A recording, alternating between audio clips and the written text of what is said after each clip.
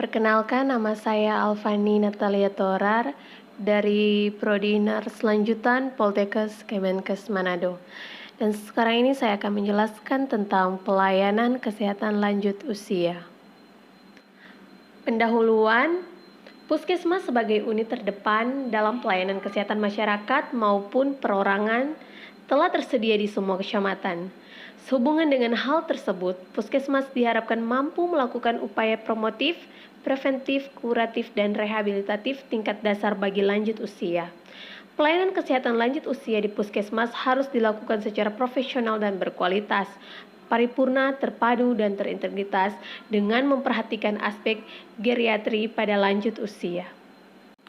Berikutnya adalah masalah kesehatan pada lanjut usia. Yang pertama, penyakit yang sering dijumpai pada lanjut usia.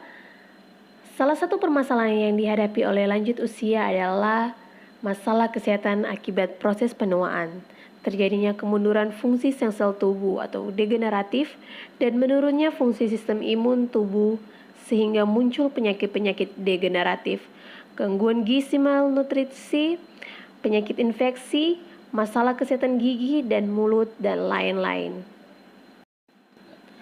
Adapun beberapa penyakit yang sering dijumpai pada lanjut usia, yang pertama, pneumonia, yang kedua, penyakit paru obstruktif kronis, yang ketiga, gagal jantung kongestif, yang keempat, osteoartritis, yang kelima, infeksi saluran kemih, yang keenam, diabetes mellitus, dan yang ketujuh yaitu hipertensi.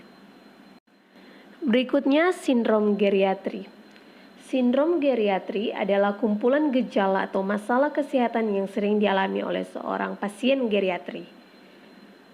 Sindrom geriatri ini dikenal juga dengan istilah, yaitu ada 14 istilah. Yang pertama, imobilisasi atau berkurangnya kemampuan gerak. Yang kedua, instabilitas postural atau jatuh dan patah tulang. Yang ketiga, inkontinensia urin atau mengompol. Yang keempat, infection atau infeksi. Yang kelima, impairment of senses atau gangguan fungsi panca indera. Yang keenam, inanition atau gangguan gizi. Yang ketujuh, iatrogenik atau masalah akibat tindakan medis. Yang ke-8, insomnia atau gangguan tidur. Yang ke-9, intellectual impairment atau gangguan fungsi kognitif. Yang ke-10, isolation atau isolasi atau menarik diri. Yang ke-11, impecunity atau berkurangnya kemampuan keuangan. Yang ke-12, infection atau konstipasi. Yang ke-13, imun defisiensi atau gangguan sistem imun. Yang ke-14 yaitu impotence atau gangguan fungsi seksual. Berikutnya yaitu masalah gizi pada lanjut usia. Pada masalah gizi pada lanjut usia ini terbagi atas dua, yaitu masalah gizi pada lanjut usia dan kedua yaitu kebutuhan energi dan gizi. Pada masalah gizi dan pada lanjut usia yaitu terdapat A. Kurang energi kronik. Kurang energi kronik merupakan salah satu masalah gizi pada lanjut usia, dan keadaan tersebut merupakan akibat adanya penyakit kronik, kemiskinan, anoreksia, hidup sendiri, menurunnya fungsi mental dan fisik, termasuk keadaan gigi. Penurunan BB pada umumnya mendahului keadaan kurang energi kronik, sehingga penurunan berat badan juga digunakan pada penapisan adanya malnutrisi. B. Yaitu gizi lebih atau obesitas. Keadaan gizi lebih perlu untuk dideteksi secara dini dengan menghitung indeks massa tubuh untuk mencegah timbulnya berbagai masalah kesehatan yang dapat ditimbulkan. Khususnya obesitas sentral dapat secara mudah diketahui dengan mengukur lingkar pinggang. Bila didapatkan nilai lebih dari 90 cm pada laki-laki dan lebih dari 80 cm pada perempuan dikategorikan sebagai obesitas sentral. Yang berikutnya C, yaitu anemia. Berbagai penyakit yang terdapat pada kelompok lanjut usia dapat menyebabkan terjadinya anemia. Keadaan tersebut merupakan hal yang sering ditemukan dan merupakan faktor yang mempengaruhi kualitas hidup. Salah satu penyebab dari anemia adalah asupan yang kurang memadai dari zat gizi yang berperan pada pembentukan Hb. Pengetahuan mengenai penyebab anemia yang ditemukan penting untuk diketahui agar dapat dilakukan pencegahan maupun terapi yang sesuai. Yang kedua yaitu kebutuhan energi dan gizi. Terdapat beberapa faktor yang mempengaruhi pemberian gizi pada lanjut usia, yaitu adanya perubahan fisiologi, penyakit penyerta, faktor sosial seperti kemiskinan, psikologi atau demensia, depresi, dan efek samping obat. Yang termasuk di dalam kebutuhan energi dan gizi yaitu ada energi, protein, karbohidrat, lemak, cairan, serta vitamin. Dan yang ketiga yaitu penata laksanaan masalah gizi lanjut usia. Penata laksanaan gizi bagi lanjut usia di puskesmas dianjurkan dalam 4 tahap, yaitu A. Penapisan atau screening menggunakan MNA, B. Diagnosa masalah gizi, yang C. Intervensi gizi, dan D. Pemantauan dan evaluasi penata laksanaan gizi. Yang berikutnya yaitu masalah kesehatan mental. Yang pertama yaitu depresi. Depresi itu adalah perasaan sedih dan tertekan yang menetap. Perasaan tertekan sedemikian beratnya sehingga yang bersangkutan tak dapat lagi melaksanakan fungsinya sehari-hari. Apalagi pada lanjut usia sering menderita depresi karena banyak mengalami kehilangan seperti kehilangan pekerjaan, kehilangan kemampuan fisik, kehilangan harga diri, kematian atau kehilangan pasangan hidup, kerabat, keluarga terdekat, serta kepergian anak-anak. Yang kedua yaitu demensia. Demensia adalah kondisi kemerosotan mental yang terus-menerus, makin lama makin buruk atau progresif, meliputi penurunan daya ingat akan hal yang baru saja terjadi, kemunduran kemahiran berbahasa, kemunduran intelektual, perubahan perilaku dan fungsi-fungsi otak lainnya, sehingga mengganggu aktivitas sehari-hari. Demensia dapat terjadi pada lanjut usia karena penyakit Alzheimer, stroke berulang, trauma kepala, dan gangguan faal tubuh atau hormonal, nutrisi, defisiensi vitamin, alkohol, dan lain-lain. Yang ketiga yaitu delirium. Delirium adalah suatu kebingungan akut yang ditandai dengan disorientasi, bicara mengelantur, gelisah, sulit mengalihkan perhatian, ketakutan, dan lain-lain yang disebabkan oleh gangguan metabolisme di otak akibat gangguan metabolik, infeksi, trauma kepala, efek samping obat, dan sebagainya. Terdapat keluhan utamanya yaitu keluarga mungkin meminta pertolongan sebab pasien bingung bicara, kacau, atau sama sekali sudah pasif. Yang berikutnya, pasien mungkin tampak tidak kooperatif atau ketakutan.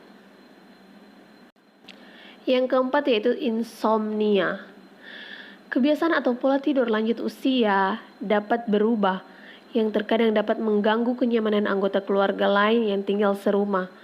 Perubahan pola tidur dapat berupa tidak bisa tidur sepanjang malam sehingga terbangun pada malam hari, sehingga lanjut usia melakukan kegiatannya pada malam hari. Bila hal ini terjadi, carilah penyebab dan jalan keluar sebaik-baiknya. Yang kelima yaitu gangguan cemas. Mula-mula pasien memperhatikan gejala fisik yang berkaitan dengan ketegangan seperti sefalgia, jantung yang berdebar keras, atau dengan insomnia. Anamnesis lebih lanjut akan menampilkan ciri khas gangguan cemas yang menyeluruh, yaitu kecemasan dan kekhawatiran yang berlebih hampir tiap hari tentang sejumlah peristiwa atau aktivitas. Ada penata laksanaan gangguan cemas yaitu konseling pasien dan keluarga serta informasi yang perlu untuk pasien dan keluarga. Yang berikutnya yaitu masalah kesehatan gigi dan mulut. Kehilangan gigi pada lanjut usia merupakan salah satu penyebab menurunnya kualitas kesehatan lanjut usia. Kehilangan gizi akan sangat berpengaruh terhadap penyerapan dan metabolisme zat gizi yang diserap oleh tubuh sehingga tubuh tidak mengalami kekurangan gizi. Permasalahan proses menua pada individu seperti perubahan normal fisik dan perubahan abnormal pada fisik lanjut usia juga merupakan faktor yang dapat mempengaruhi tingkat kebutuhan lanjut usia terhadap perawatan kesehatan gigi dan mulut. Dikarenakan adanya dampak proses menua pada rongga mulut yaitu pada gigi dan mulut, jaringan periodontal, tulang alveolar dan mandibula, mukosa neuromuskular, saliva temporomandibular, joint atau TMJ pada lanjut usia dengan jumlah gigi asli yang sedikit lebih rentan menderita kelainan sendi, fungsi bicara, dan pengunyahan. Dan yang berikutnya yaitu masalah kesehatan reproduksi. Di masalah kesehatan reproduksi terdapat yang pertama menopause. Menopause disebut juga klimakterik atau perubahan hidup dan merupakan pertanda berakhirnya bagian kehidupan reproduksi pada diri seorang perempuan. Adapun gejala-gejala yang timbul, yang pertama, gejala psikologis berupa rasa lesu, sakit kepala, pusing, tidak bisa tidur, perasaan suram, cepat tersinggung, suka memusatkan pikiran, cemas, dan depresi. Yang kedua, semburan atau rasa panas dan banyak berkeringat. Yang ketiga, jantung berdebar-debar. Yang keempat, sukar menarik nafas panjang. Yang kelima, selera makan tidak menentu, sering mengeluh gangguan pencernaan. Yang keenam, perubahan pola haid. Dan yang terakhir, mengeringnya vagina dan timbul rasa gatal. Selain menopause, ada juga andropause. Istilah andropause bagi masih merupakan sesuatu hal yang baru dan belum terbiasa didengar. Bahkan sebagian orang meragukan adanya keluhan yang timbul berkaitan dengan penurunan fungsi hormon androgen pada laki-laki berusia di atas 55 tahun. Namun beberapa penelitian telah mendapatkan bahwa penurunan fungsi testosteron pada laki-laki di usia lebih dari 50 tahun terkait dengan beberapa gejala seperti penurunan keinginan seksual atau libido, kekurangan tenaga, penurunan kekuatan otot, sedih dan sering marah tanpa sebab yang jelas, berkurangnya kemampuan ereksi, mudah mengantuk, dan lain sebagainya. Dan yang terakhir yaitu kehidupan seksual. Seks sering dianggap abnormal atau tabu untuk dibicarakan pada masa usia lanjut. Akan tetapi hal ini perlu dibahas agar kita mendapatkan pengertian yang tidak menyesatkan. Kemampuan hubungan seksual dapat bertahan sampai orang mencapai lanjut usia dengan derajat penurunan berbeda-beda antar satu dengan yang lain. Keadaan ini tergantung pada perubahan faali dari masing-masing orang, misalnya penurunan hormon serta penyakit-penyakit yang menyerta. Seks merupakan hal yang biasa dan normal juga pada lanjut usia. Rasa cinta dan kasih sayang antara pasangan masih tetap dibutuhkan sampai masa lanjut usia. Berikutnya materi tentang pelayanan kesehatan lanjut usia di Puskesmas. Pusat Kesehatan Masyarakat atau Puskesmas adalah fasilitas pelayanan kesehatan yang menyelenggarakan upaya kesehatan masyarakat dan upaya kesehatan perorangan tingkat pertama dengan lebih mengutamakan upaya promotif dan preventif untuk mencapai derajat kesehatan masyarakat yang setinggi-tingginya di wilayah kerjanya.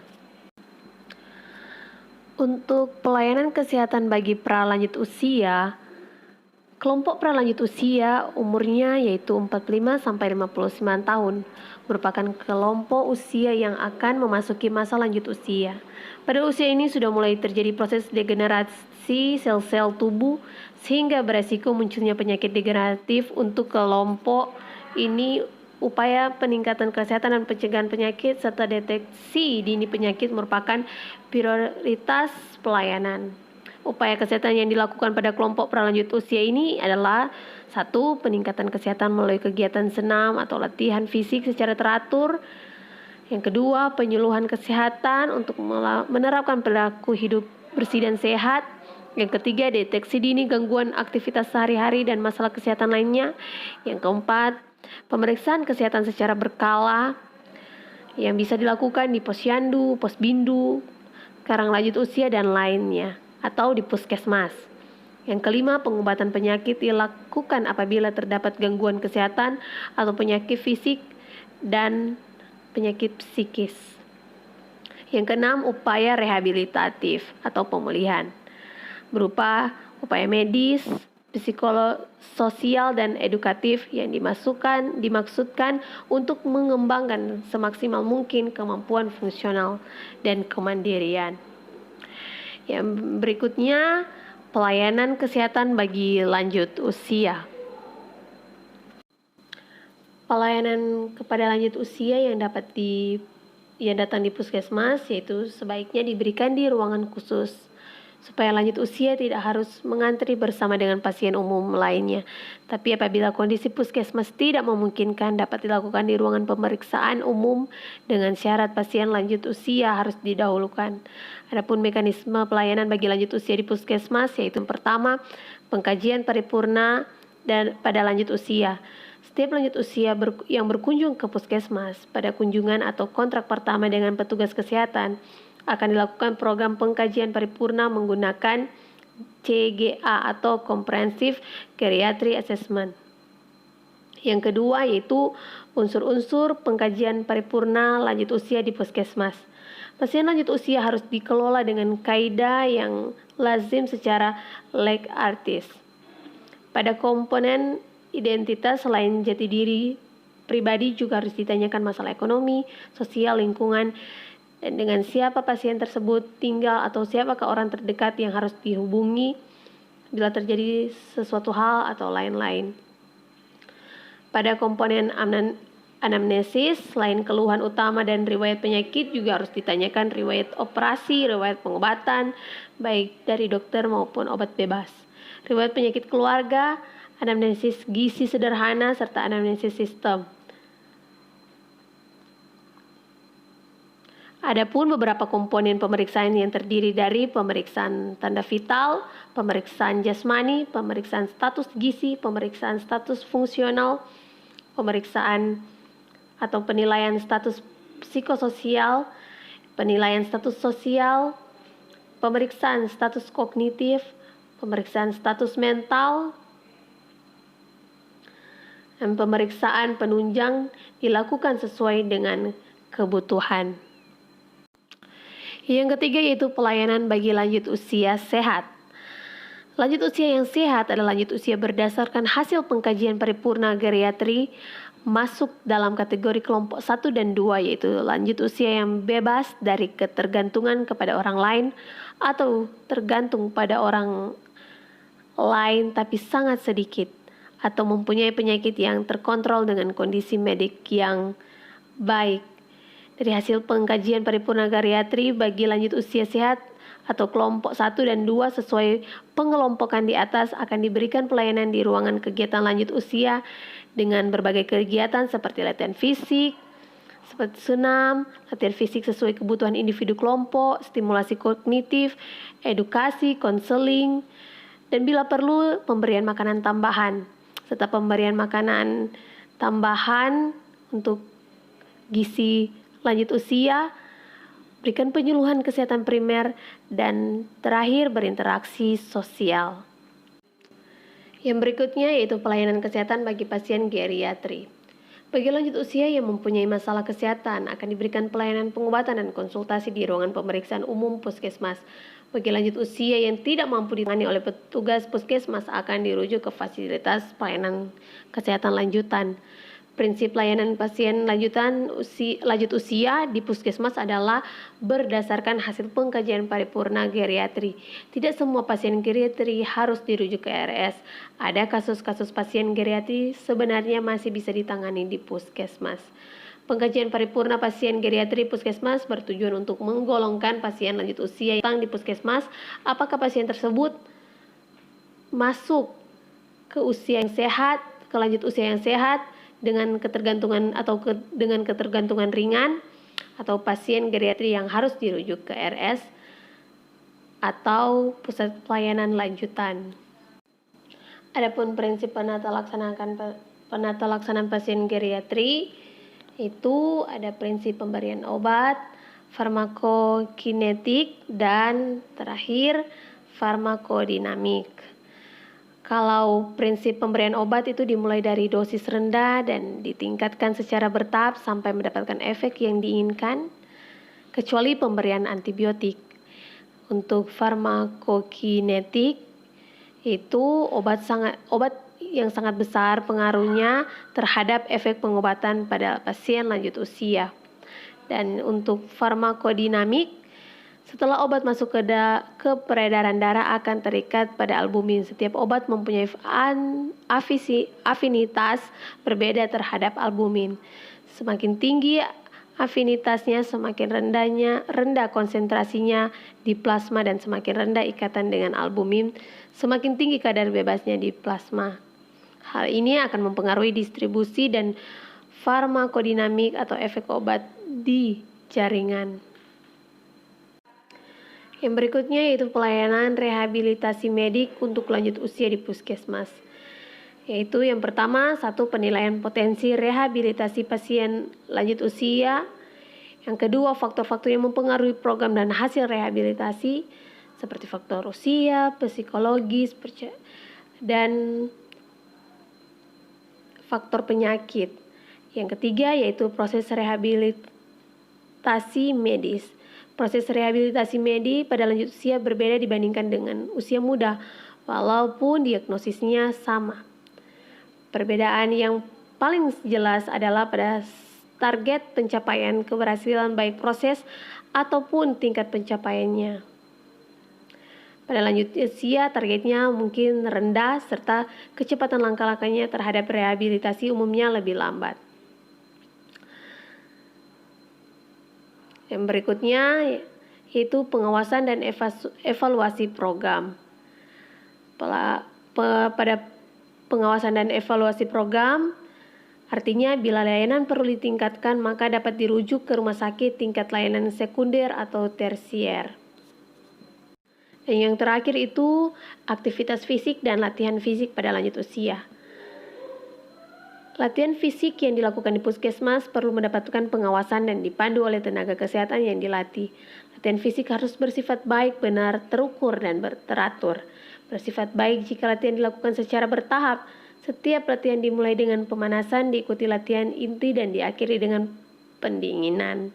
Dilakukan dengan benar sesuai kondisi fisik dan penyakit yang dimiliki, serta tidak menimbulkan dampak yang merugikan. Latihan dilakukan secara teratur sesuai dengan takaran denyut nadi atau ada tidaknya keluhan subjektif saat melakukan latihan.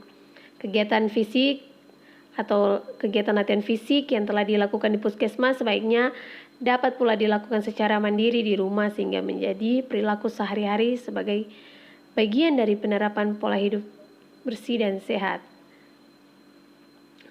Adapun beberapa aktivitas fisik dan latihan fisik pada lanjut usia. Yang pertama, aktivitas fisik.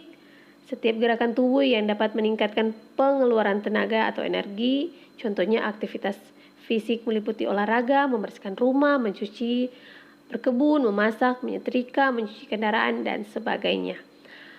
Yang kedua itu latihan fisik.